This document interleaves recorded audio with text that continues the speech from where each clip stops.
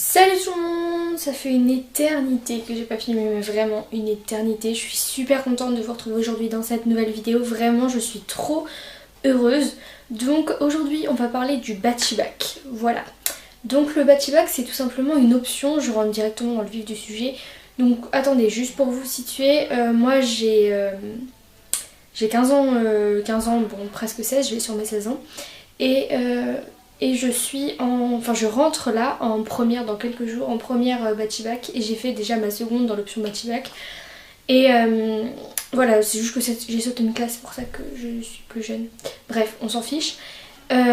Donc aujourd'hui je vais vous parler vraiment plus en détail de l'option bachiback, parce que j'ai vu que sur internet, sur YouTube même, il n'y avait presque pas de vidéos là-dessus. Et moi quand je suis rentrée dans l'option, je me posais plein de questions et j'aurais beaucoup aimé trouver des vidéos sur cette option pour en savoir plus et pour répondre un petit peu à mes questions. Et malheureusement, il n'y avait rien. Donc aujourd'hui, je suis là pour répondre à vos questions si vous en avez. Si vous vous intéressez à l'option ou tout simplement si vous voulez découvrir un petit peu ce que c'est, parce que à la sortie de la troisième, je vous conseille vraiment de vous informer. Je vous l'ai déjà dit dans une vidéo, mais franchement, informez-vous sur tout ce qui existe, parce qu'il existe mais vraiment des centaines et des centaines d'options possibles après la troisième, que ce soit dans le général ou dans le professionnel. Vraiment, informez-vous, tirez le maximum d'informations, allez à des portes ouvertes, etc.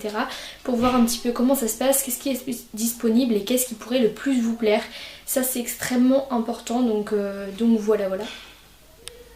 Alors moi je suis en bachiback, mais je sais qu'il existe aussi le habiback. C'est la même chose mais pour les Allemands, donc enfin pour les Allemands, pour les personnes qui font plus de l'allemand. Le bachiback c'est pour l'espagnol. Et il existe la même chose en italien, je sais plus comment ça s'appelle. Mais voilà, moi il est pas dans mon lycée, mais faites attention aussi parce qu'il n'y a pas beaucoup de lycées qui font ces options là. Donc parfois ça peut aussi vouloir dire beaucoup de transport, etc. Loin de chez vous, peut-être l'internat, etc. Voilà, moi je sais que dans ma région il n'y en a que 3, je crois, des lycées qui le font. Donc c'est très compliqué. C'est pas encore très répandu en France malheureusement. Et du coup il y a parfois des élèves, moi je sais qu'il y a un gars dans ma classe qui fait 2h30 de train toutes les semaines, donc il est en internat. Et pour rentrer chez lui il a 2h30 de train, donc vraiment faut vouloir le faire quoi, parce que ce soit pour y rentrer, pour y rester ou pour le terminer, c'est pas forcément simple, voilà, faut vraiment être motivé et que ça vous plaise. Alors, donc, moi je vais parler du coup du bachiback, puisque je sais que le habiback et le truc en italien c'est la même chose, mais moi je suis en espagnol, donc en bachi. Donc, c'est en fait une option que vous pouvez choisir à partir de votre sortie de troisième. Vous savez que quand vous terminez votre troisième dans votre collège, il faut choisir un lycée. C'est là que je vous dis, il faut beaucoup vous informer, etc. Donc informez-vous. Et si vous avez envie de continuer dans quelque chose des langues, que vous ayez commencé l'espagnol, du coup moi je vais parler que l'espagnol, mais voilà, que vous ayez commencé l'espagnol en 6e ou en 4e, c'est pas important, dans les deux cas vous pouvez faire le bachiback. Ce qui est important c'est votre niveau et surtout votre motivation. Ça c'est vraiment le plus important. Donc moi j'ai commencé l'espagnol en 6e, donc forcément j'avais un cran d'avance sur les autres qui se sont présentés, puisque j'avais plus d'années, j'avais 4 ans d'espagnol alors que eux que 2. Donc voilà, mais après sachez qu'en bachi il y a aussi des gens qui sont natifs, moi j'en ai genre 6 dans ma classe. Donc voilà, ça veut pas forcément dire qu'ils vont être directement sélectionnés. Parce qu'en fait pour rentrer dans l'option il y a des sélections. Donc je vous parlerai de ça après, là je vais vous parler vraiment du but de l'option. Alors c'est une option que vous allez suivre en seconde, première, terminale, et en terminale vous allez passer votre bac, ça tout le monde le sait, non? Donc vous faites votre année de seconde normale, sauf qu'en seconde vous allez avoir des cours en plus. En seconde vous allez avoir en fait, donc déjà tous vos cours d'histoire géo, donc 3 heures d'histoire géo en seconde, vont être en espagnol, ou en allemand, ou en italien, selon la section dans laquelle vous allez. Mais en bachiback, donc c'est totalement en espagnol. Donc au début, très clairement, c'est pas facile, enfin en tout cas les 2 premiers cours peut-être que vous allez trouver ça impossible, vous allez vous décourager. Moi j'ai commencé à me dire mais c'est pas possible là, le premier cours j'avais appris 80 mots de vocabulaire en un seul cours, enfin voilà, et je me suis dit mais comment je vais faire, on a l'impression de comprendre un mot sur 2, faut vraiment méga se concentrer, faut être... Enfin c'est vraiment, si vous voulez mon impression sur les cours d'histoire géo, j'ai fait une vidéo après mon premier cours d'histoire géo, donc vraiment vous avez l'impression que j'ai eu pendant ce cours là, mais ça, je me souviens que c'était assez difficile parce que faut vraiment pas se déconcentrer, il faut suivre, il faut lâcher jamais le fil. Donc en plus moi c'était 2 heures à la suite, donc un peu compliqué. Mais en fait, vous allez voir, ça va être vraiment que pour les premiers cours. Après, maintenant, moi, perso, mes cours d'histoire géo, à partir du 3e, 4e cours, c'était des cours comme en français, quoi. Enfin, ça changeait rien, c'était vraiment... il n'y avait plus vraiment de différence. Il y avait presque plus de vocabulaire que j'avais à apprendre, etc. Vous allez voir, c'est juste les 2 premiers qui sont un petit peu chauds en général. Tout dépend aussi de votre niveau, etc. Mais personnellement, à partir du 2e, 3e, ça a pu vraiment poser de problème, quoi. Donc ne vous inquiétez pas, ne paniquez pas au premier cours d'histoire géo. Ne vous dites pas je vais jamais y arriver, je comprends qu'un mot sur 2, comment je vais faire et tout. Ne vous inquiétez pas. Après en histoire géo, le niveau va être assez élevé par rapport à ce que vous avez sans doute fait au collège. Au collège, on vous demandait 1 ou 2 pages ou alors de répondre à des questions sur un texte, etc. Donc là déjà ça va être en espagnol, donc forcément ça fait aussi un niveau de difficulté plus élevé puisque c'est pas votre langue natale, à part si c'est votre langue natale, bon bah là ça ira mieux, c'est possible aussi, mais si c'est pas votre langue natale, c'est juste une langue que vous avez commencé à étudier, forcément ça va être plus compliqué pour vous, surtout au début comme je vous le disais, parce que voilà les textes qu'on va vous donner ils seront en espagnol, tous les documents seront en espagnol, vous devrez produire que en espagnol, vous devrez participer en classe qu'en espagnol, etc. Donc voilà, après forcément le niveau est plus élevé, mais c'est surtout ce qu'on va vous demander qui va vraiment demander... qui va vraiment, comment dire, être beaucoup plus compliqué.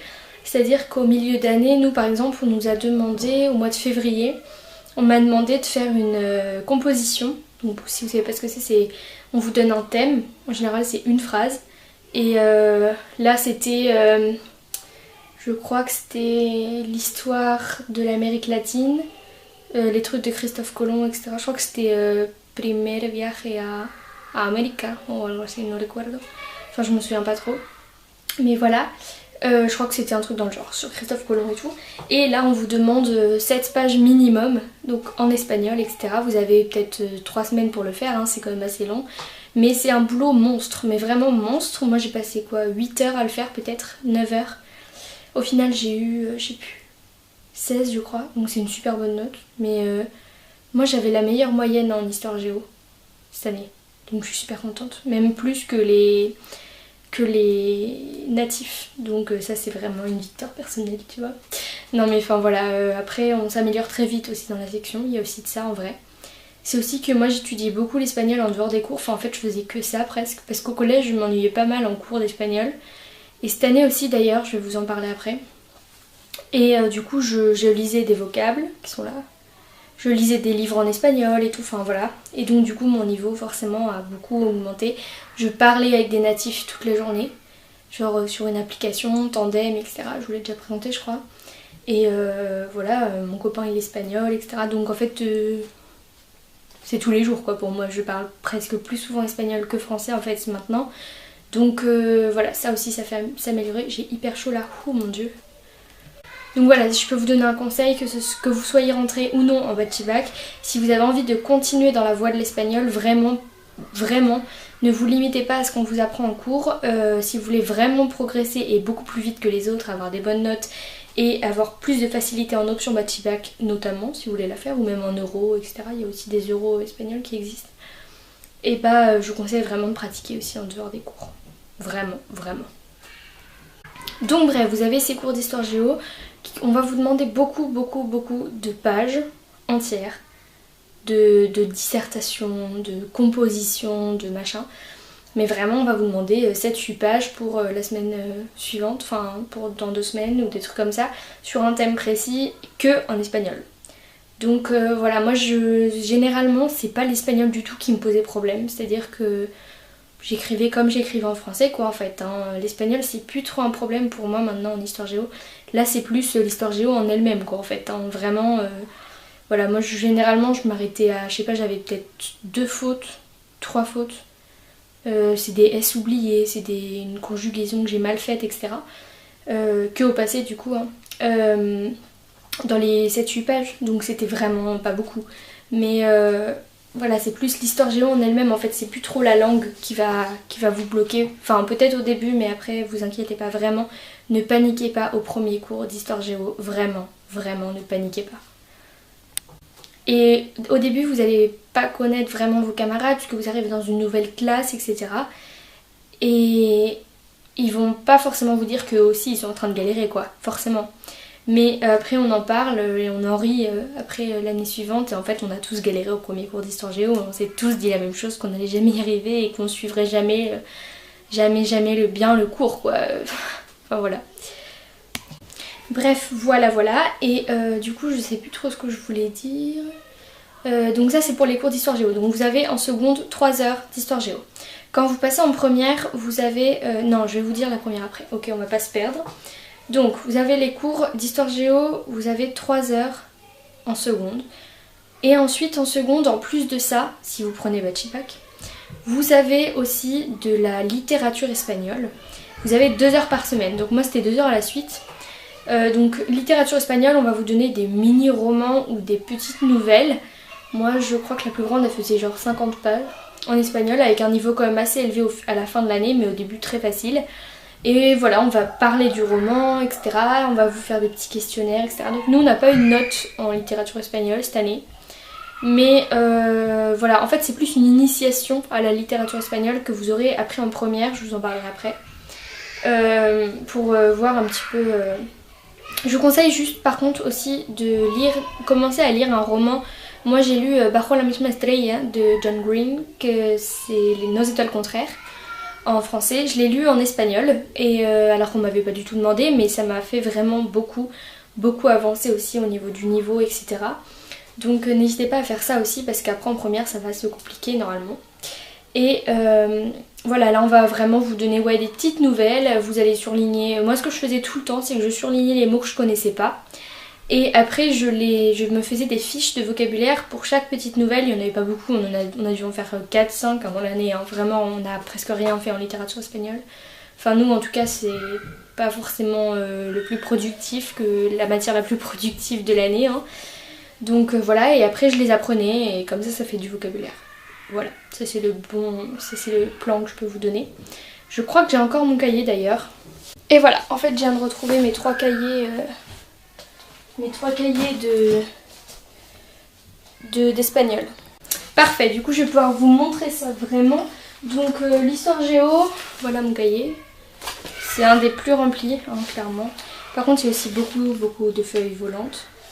Je vous donnerai l'alternative aux feuilles volantes, enfin la meilleure solution pour les feuilles volantes plus tard, dans une autre vidéo. Voilà, donc ça c'est un exemple de devoir que j'ai fait. C'est une composition que j'ai fait... Ah bah c'est celle dont je vous parlais en fait sur Christophe Colomb, etc. Donc voilà, ça fait... Là c'est la fin. Hop. Je crois qu'il n'y a pas tout là. Donc... Ah non, il manque encore des feuilles. Donc ça fait ça. Voilà, hop. Il y en a encore derrière. Il y a encore une autre copie là. Voilà, donc c'est très long. Une composition, c'est très long, d'accord? On va vous demander des choses comme ça. Et là, il y a pas un mot de français dans tout ce que je viens de vous montrer. Voilà, vous pouvez vérifier. Donc voilà, mais ne vous inquiétez pas, ne paniquez pas non plus. On va vous donner aussi des documents peut-être comme ça, avec de l'espagnol partout. Voilà, ça va être que de l'espagnol en fait, histoire géo. Donc voilà. Des petits livrets, des petits trucs. Ça, je sais pas trop ce que c'est. J'ai gardé plein de copies. Ça, c'est un contrôle, je crois, qu'on a fait. Oups. Qu'on a fait en cours. Je sais pas trop. Ah non, c'est une activité. Ça, je sais pas ce que c'est. Une conclusion, je crois. Según la leyenda de la Fondation de Roma. La Fondation de Rome. Bon, bref, voilà. On va vous demander des trucs comme ça. Et ça, c'est sur Guernica. Bref, voilà. C'est une catastrophe, mon cahier d'histoire, c'est une catastrophe. Donc voilà mon cahier d'histoire. Alors. Ah là, il y en a encore une autre. Bon, tout est très long en fait dans mon cahier d'histoire, c'est vraiment...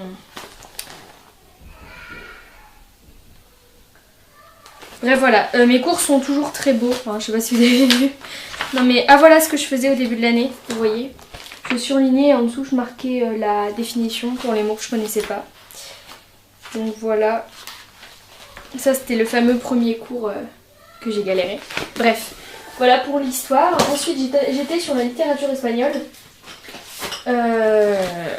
J'avais pris un lutin. C'est ça en fait ma solution d'ailleurs alternative là comme je vous disais.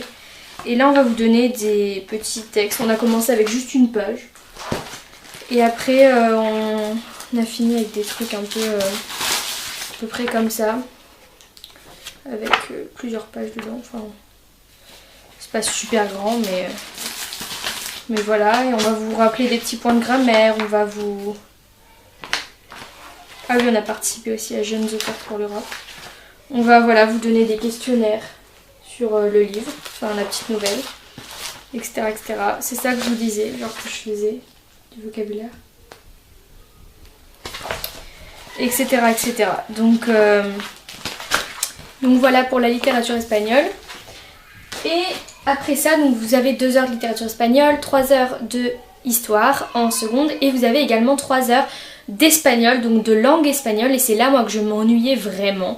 J'avais super peur en rentrant en seconde bachis de pas du tout suivre, de pas du tout être à la hauteur, pas du tout être au niveau et de rien comprendre dans les cours d'espagnol. En fait, en littérature, c'était nickel, enfin j'apprenais plein de mots, etc. donc c'était assez intéressant. Mais on n'a pas non plus beaucoup travaillé, donc petite déception. Après en histoire c'était parfait, vraiment. En plus moi j'adore l'histoire, j'adore la géographie. Enfin j'adore pas la géographie mais ce qu'on fait au lycée c'est trop bien. Genre on parle de la fin dans le monde, etc. Tout ça moi j'adore. Après tout ce qui est géographie pure et dure, mettre sur une carte et tout, j'aime pas du tout. C'est super chiant je trouve. Mais voilà j'adore l'histoire, vraiment c'est un truc que j'adore. Donc en plus avec de l'espagnol, ce que j'aime le plus au monde, là j'étais vraiment servie quoi, j'étais trop contente. Donc voilà, donc l'histoire parfait, la littérature ça va, et aussi que ma prof de littérature j'aimais pas trop mais bon. Vous avez 3 profs différents hein, du coup pour les 3 matières. Et l'espagnol, grosse déception, j'ai rien appris de toute l'année. Donc la prof a vu que je m'étais beaucoup... en fait elle veut mettre au niveau... Son but à elle c'est de mettre tout le monde au même niveau en fait en seconde, pour ensuite qu'en première et en terminale on suive tous bien quoi les cours de littérature, parce qu'après vous avez plus cette matière là, ça c'est qu'en seconde la langue espagnole. Donc du coup bah je sais pas, moi je m'ennuyais vraiment. Et après elle m'a pris un peu à part et puis elle m'a dit mais Lélou tu sais je sais que tu t'ennuies, voilà, toi tu as déjà un très bon niveau en espagnol, donc je m'étais beaucoup améliorée en une année, vraiment. Elle m'a dit toi tu peux déjà passer ton bac d'espagnol en fait, enfin elle m'a dit que j'avais le niveau C1, donc pour vous dire A1, A2 c'est ce que vous devez avoir pour le brevet, B1 c'est plutôt bien, B2 c'est très bien, et C1, C2 après c'est quand on parle couramment une langue. Donc moi je me considère du coup bilingue français-espagnol maintenant. Donc voilà, même si il y a toujours des choses à améliorer, hein, même pour un natif il y a encore des choses à améliorer, faut pas oublier ça aussi. Parce que vous verrez il y a beaucoup de natifs, donc ne vous découragez pas à cause de ça, je vous en parlerai après des sélections, etc. Là je vous parle de l'option vraiment. Et donc du coup c'était vraiment l'ennui total. Donc après moi cette prof était géniale, mais vraiment c'est la meilleure prof je crois du monde, vraiment elle était trop bien. Et donc en fait elle me laissait aussi lire des romans, lire des magazines etc. en espagnol, et à la fin j'allais la voir à la fin du cours si j'avais des questions dessus etc. Et c'est comme ça que j'ai beaucoup progressé. Donc mes cours, les cours en eux-mêmes, je les ai même pas en fait dans mon cahier. Vous allez voir, je vais vous montrer. Il y a un moment en fait au milieu de l'année j'ai arrêté de prendre mes cours parce que en fait si vous voulez mon but dans cette matière c'était d'avoir 20 de moyenne. Enfin que sur mon bulletin il y a écrit 20. Ça c'était mon but ultime dans cette matière et je savais que je pouvais y arriver. Au premier trimestre j'ai eu genre 18 je crois de moyenne. Ensuite j'ai eu genre 19,8 et au troisième trimestre j'ai eu 20. Donc j'étais trop contente. Donc en fait je prenais même plus mes cours. Je révisais pas du tout, je savais même pas sur quoi étaient les contrôles. Quand il y avait des contrôles oraux, j'improvisais totalement, mais vraiment j'étais en total impro. Elle me disait tu dois parler aujourd'hui de tes vacances, je sais pas quoi. Et j'allais devant la classe et j'étais vraiment en improvisation quoi. Donc et j'avais tout le temps 20. Donc voilà, j'ai vraiment très vite arrêté de prendre mes cours, vraiment. Là par exemple je prenais encore mes cours, c'était le tout début. Mais des fois elle nous faisait des interros mais vraiment genre hablar, enfin le verbe parler, à tous les temps, les 12 temps là. Mais moi ça je le savais déjà, enfin ça fait 2 ans en fait que je le sais. Donc du coup au bout d'un moment on s'ennuie un peu, le futur, etc. Les nombres. Non mais sérieux, regardez les nombres. Enfin en fait c'est un peu en total... Voilà, et là à partir de ce moment là j'ai arrêté de prendre les cours. Donc c'est... Ouais. Ah oui, là c'est pas du tout normal. En fait, l'expression écrite là, c'était ça là, le dernier cours que j'ai. C'était il y a des mois encore avant la fin des cours. Donc après j'ai plus rien du tout. J'ai rien du tout. Ça c'était notre contrôle par exemple. Donc voilà, là j'avais eu un 10 sur 10. Là j'avais eu un 20 sur 20. Enfin en fait j'avais tout le temps 20 à tout. Donc sans prendre mes cours et sans réviser, sans savoir de quoi ça parlait. Donc ça veut dire vraiment que en fait tu t'ennuies quoi. Enfin ça c'était vraiment hyper chiant pour moi. Enfin en tout cas moi je me suis énormément ennuyée dans ce cours là. Donc ça c'était vraiment la grosse déception. Et la prof l'a vu, elle m'a dit que l'année prochaine normalement en littérature espagnole ça irait beaucoup mieux. J'apprendrais plein de trucs et ça allait me plaire. Donc voilà. Parce que moi j'ai vraiment, en fait je suis vraiment passionnée par l'espagnol mais vraiment. Et si j'apprends pas chaque jour quelque chose en espagnol, ça va pas. Donc je vais tout le temps, même si au lycée, même dans l'option Bachibac, on m'apprend pas de choses parce que je savais déjà ce qu'on a étudié aujourd'hui, etc. Et bah je vais voir dans mon dictionnaire et j'apprends quelques mots quoi. Tous les soirs, c'est tout le temps comme ça. J'ai vraiment besoin de ma dose, c'est comme une drogue un peu pour moi. J'ai besoin de ma dose d'espagnol pour me coucher bien le soir quoi. Sinon, ça va pas du tout. C'est grave quand même. Mais ça c'est vraiment une passion pour moi quoi. Donc voilà. Donc on récapitule, 3 heures d'histoire géo, 2 heures de littérature espagnole et 3 heures de langue espagnole. Donc la langue espagnole c'est facile, ne vous inquiétez pas, c'est vraiment très très facile. Vraiment, on va vous revoir le présent, on va tout vous remontrer pour vraiment mettre tout le monde au même niveau comme je l'ai déjà dit. La littérature espagnole c'est pareil, et puis de toute façon dès que vous avez une question etc, les profs sont là pour vous, ils parlent les 2 langues, donc n'hésitez pas à poser la question. Voilà, donc après en première ça va changer, donc les heures, donc après déjà entre la seconde et la première vous devez choisir une filière entre L, S et ES, donc littérature, sciences ou économique et sociale, donc moi j'ai pris L.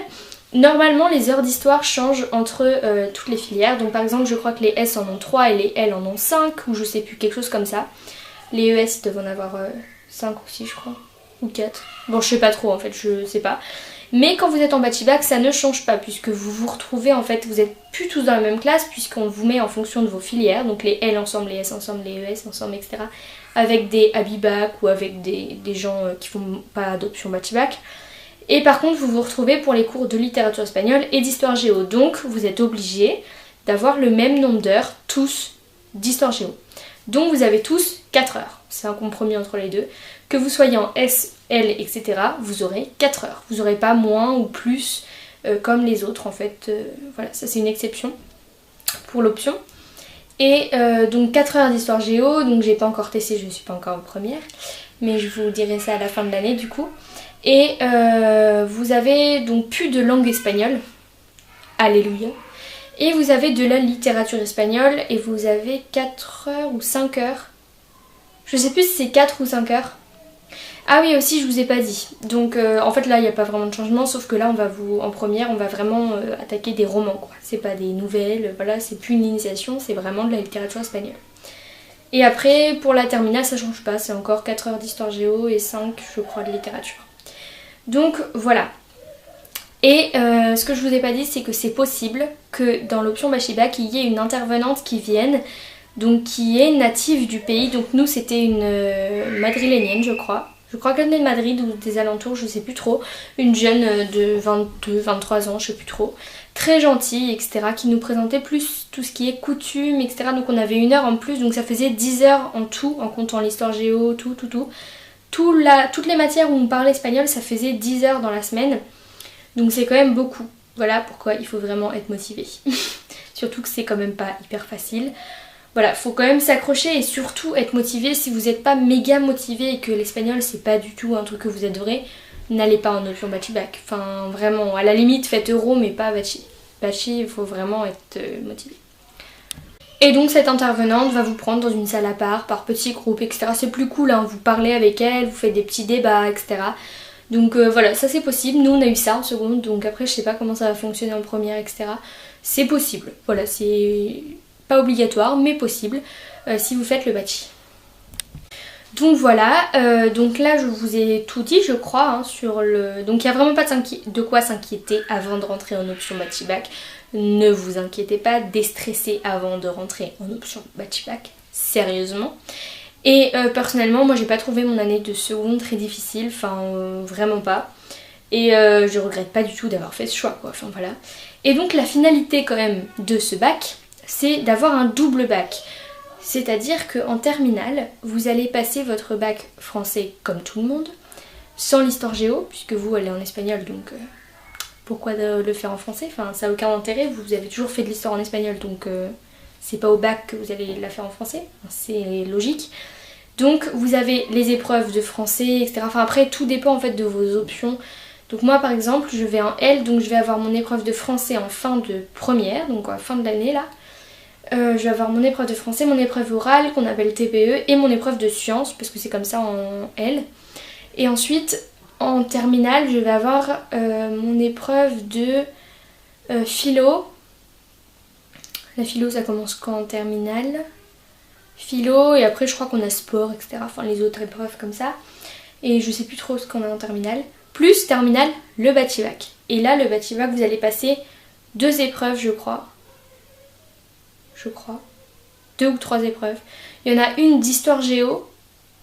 Donc vous allez la passer en espagnol, votre épreuve d'histoire géo. Et vous allez passer aussi une épreuve de littérature espagnole. Et je crois qu'il y a aussi un oral. Je crois, je suis pas sûre, mais vous passez 2 voire 3 épreuves, je suis plus vraiment sûre, en fin de terminale que en espagnol, qui résume en fait toute votre année, vos 3 années en fait de bâti bac, exclusivement bâti bac. Donc vous passez un bac espagnol en plus d'un bac français.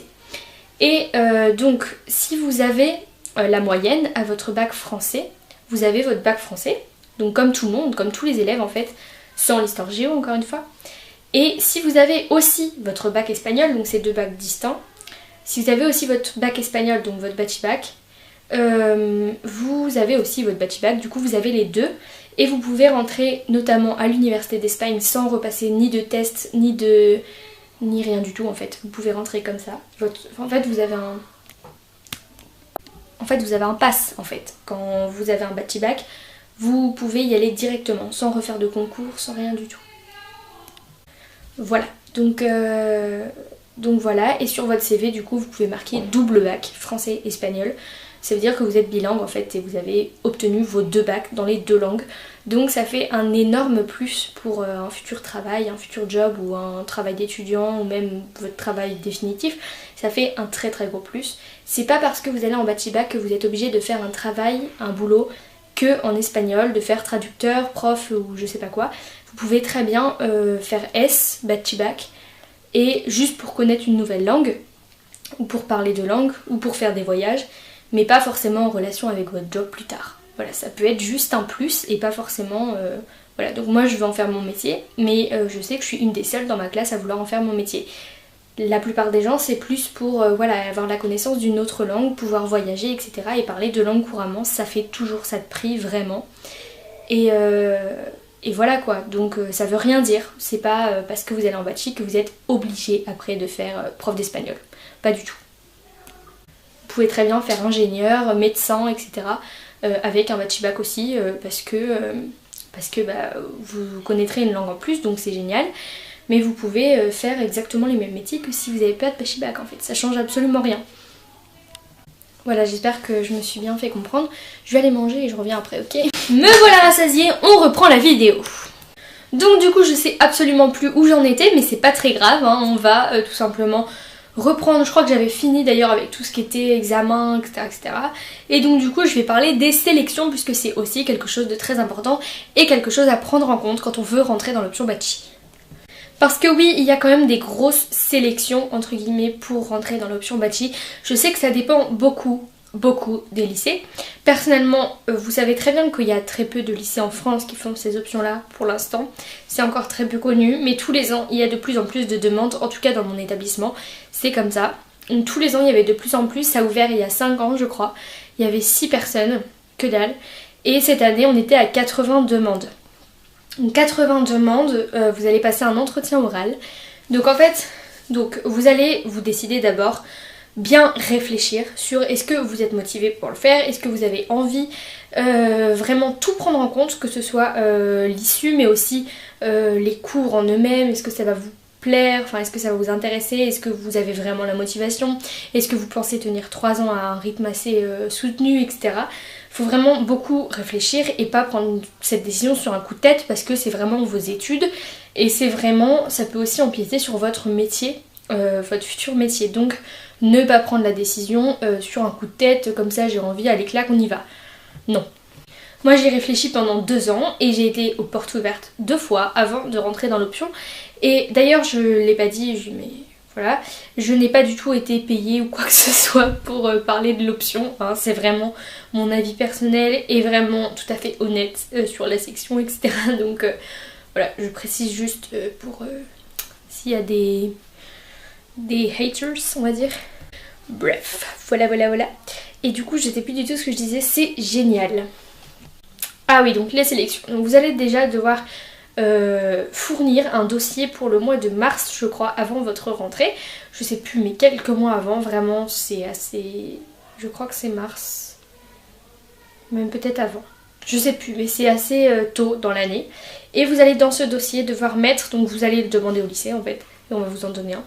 Et vous allez devoir mettre dedans donc une lettre, non pas de lettre de motivation. Je crois qu'il n'y a pas ça.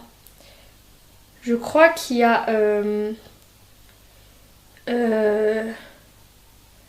vos bulletins scolaires de 3e, premier et 2e trimestre, puisque le 3e n'est pas encore passé au moment où vous l'envoyez. Donc premier et 2e trimestre, une fiche aussi qu'on va vous donner à remplir par vous-même, aussi par vos parents, avec des signatures et tout, et aussi par le lycée. Donc vous allez devoir aller voir la proviseure de votre collège, enfin la principale, et elle va devoir écrire un mot sur vous et sur est-ce qu'elle est favorable ou pas à votre passage en Bachibac. Et vous allez aussi devoir demander à votre prof d'espagnol de 3e de mettre un mot sur vous et est-ce qu'il est favorable, etc. Et il va vous demander aussi votre niveau, enfin le prof d'espagnol va devoir mettre votre niveau, etc. etc. Et voilà, ça va être plus ou moins ça et c'est tout. Et après on va vous envoyer une lettre comme quoi on a bien reçu votre demande, etc. Moi je dois peut-être encore avoir la lettre si ça se trouve. Et après on va vous dire vous êtes reçu, en fait tout le monde est reçu après la lettre. En fait le dossier va pas vraiment être regardé, il va être regardé qu'en cas de doute. Donc en fait après vous allez passer un entretien oral, en tout cas pour moi c'était comme ça. Un entretien oral donc un mercredi, donc vous n'allez pas en cours au collège. Vous allez donc dans votre lycée. Et vous arrivez, c'est indiqué où est-ce que c'est, etc. Parce que c'est un peu un labyrinthe perso mon lycée, donc j'avais peur de me perdre. En fait, ça va. Et on va vous demander, du coup, on va vous donner une heure. Moi, c'était 9h30, je crois, le mercredi matin. Et je devais y aller, je crois que ça se fait sur 2 matinées dans mon établissement, tellement il y a du monde. Et vous passez par 3 ou par 4 personnes, donc personne ne se connaît en général. Moi, je suis allée avec 2 amies, donc Agathe et Marion. Si vous reconnaissez les filles, un gros coucou. Donc, je suis passée avec aucune des deux. Je suis passée avec une native. Et là je me suis dit putain comment je vais faire, elle c'est sûr elle va être prise, je vais jamais pouvoir rentrer dans cette option, c'est pas possible. Je voyais plein de natifs, j'avais l'impression que les gens ils parlaient super bien espagnol et tout. Et je suis passée donc avec cette fille là qui a été reçue, qui est dans ma classe. Et aussi une personne qui savait rien d'espagnol, vraiment elle était complètement nulle. Donc ça m'a un peu rassurée là. Et voilà, et on va vous demander des choses très simples, hein. On va vous demander... votre âge, comment vous appelez, de vous présenter vite fait. Donc ne faites pas un papier à lire là-bas. Ça c'est vraiment pas possible. Après de toute façon ils vont vous poser des questions donc ils vont bien voir. Leur but en fait c'est pas de vous tester ou vous piéger, c'est voir votre niveau, un minimum, et voir si vous êtes vraiment motivé. Donc voilà, vous allez devoir dire un petit peu ce que vous avez vécu, ce que vous avez fait en espagnol, etc. Ce que vous connaissez, Enfin voilà, surtout votre motivation, il va falloir pousser là-dessus vraiment, la motivation, que vous êtes super motivé, que vous adorez l'espagnol, etc. Si vous avez des origines, vous pouvez le dire. Voilà, et vous verrez, il y aura peut-être plusieurs natifs. Moi comme je vous l'ai dit, il y en a 7 dans ma classe, donc au début de l'année j'étais en mode panique. Je me suis dit mais j'ai pas du tout le niveau. Enfin les premiers jours j'étais vraiment paniquée quoi, je me suis dit mais qu'est-ce que je fous là? Et en fait vraiment mais il n'y a pas du tout de quoi s'en faire, vraiment. Des fois ils peuvent très bien avoir des mauvaises notes en histoire par exemple, où c'est pas la langue le problème, c'est plus l'histoire géo en elle-même. Donc être natif ça veut pas forcément dire avoir des 20 partout, et pas du tout. Personnellement j'ai réussi à avoir des meilleures moyennes que tous les natifs de ma classe, alors que je suis pas du tout native, c'est-à-dire que moi j'ai même pas d'origine espagnole. Donc voilà, il y a 7 natifs dans ma classe et j'ai réussi à avoir les meilleures moyennes de la classe, c'est-à-dire à être encore plus haut que les 7 natifs. Donc c'est quand même pas mal, donc ça veut rien dire. Vraiment c'est pour vous montrer que c'est pas parce que vous n'êtes pas natif que vous y arriverez pas. Et il faut pas vous décourager au début de l'année parce que vous voyez plein de gens qui parlent comme des oufs en fait. Enfin voilà, vraiment ne vous découragez pas à cause de ça, ne vous découragez pas. Et ça je sais que ça a été un moment de panique pour presque tous les non-natifs dans ma classe, vraiment. Quand on a vu les 7 là qui parlaient super bien, on s'est tous demandé ce qu'on fichait là. Et en fait après au fur et à mesure de l'année, mais vraiment ça s'estompe tellement, enfin c'est... Franchement il n'y a vraiment pas de quoi s'inquiéter. Donc no panique, ok? Donc voilà, petit entretien vraiment très court qui dure à peine 5 minutes je crois, je sais plus combien de temps, mais c'est vraiment très court, très facile. J'avais peur qu'on me pose une question de ouf, qu'on me demande de d'écrire quelque chose et tout. Alors il y a des gens, on leur a demandé de décrire une image, etc. Personnellement moi on m'a pas demandé ça. Mais bon voilà. Et donc au final sur les 80 participants, enfin les 80 personnes qui ont passé l'épreuve orale comme moi, il y en a 24 de reçus. Donc je vous laisse imaginer tous ceux qui sont pas reçus, donc ils doivent trouver une autre solution. Hein. Et ça on vous le dit, je sais plus, on vous le dit début juin je crois, ou même peut-être avant, fin mai. On vous le dit fin mai parce que moi je l'ai su quand j'étais en Espagne, donc on vous le dit fin mai si vous êtes reçu ou pas en option Bachibac. Donc c'est cool, vous avez le temps de vous préparer. Et si vous n'avez pas du coup été reçu, vous pouvez vous tourner vers autre chose sans problème. C'est fait pour ça d'ailleurs, c'est pas fait pour vous bloquer et que vous ayez rien à faire après parce que vous n'êtes pas reçu. Donc voilà, les sélections ont été assez rudes, en tout cas dans mon année à moi on était 75 et 25 reçus, 24 en fait. Et du coup c'est quand même assez compliqué, je sais pas du tout pourquoi ils m'ont prise en fait au début. Mais voilà, le but aussi, moi, ça a été aussi de pas leur faire regretter leur choix parce que c'est quand même une chance qu'ils nous donnent en fait en nous recevant. Donc voilà. Je crois que j'ai tout dit, en plus il me reste plus qu'une minute sur ma carte SD, donc parfait. J'espère vraiment que cette vidéo vous aura plu, vous aura aidé, vous aura appris des choses sur le Bachibac et vous aura tenté ou non de vous lancer dans l'aventure. En tout cas moi c'est une des meilleures aventures de ma vie, vraiment c'est quelque chose qui me passionne, c'est quelque chose que j'adore, qui me plaît. Toute l'année j'ai eu la motivation pour aller en cours, j'ai adoré aller en cours, surtout quand il y avait l'espagnol dedans et l'option Bachibac qui y est pour beaucoup. Donc vraiment je regrette pas du tout de m'être tournée vers cette option là et ne vous inquiétez pas, ne stressez pas, il n'y a vraiment pas de quoi s'en faire. Et voilà, moi j'adore et je suis super contente d'être entrée dans cette option, donc je vous souhaite le meilleur, je vous souhaite de tout tester. Franchement, pour pas avoir de regrets, foncez et vous verrez si vous êtes pris ou pas. Mais vraiment, n'ayez pas de regrets, donc allez-y à fond et donnez-vous à fond, montrez que vous êtes motivé, vous allez y arriver. Voilà, donc à très bientôt et j'espère vraiment que cette vidéo vous aura aidé. Bye bye et bonne chance à tous. Bisous.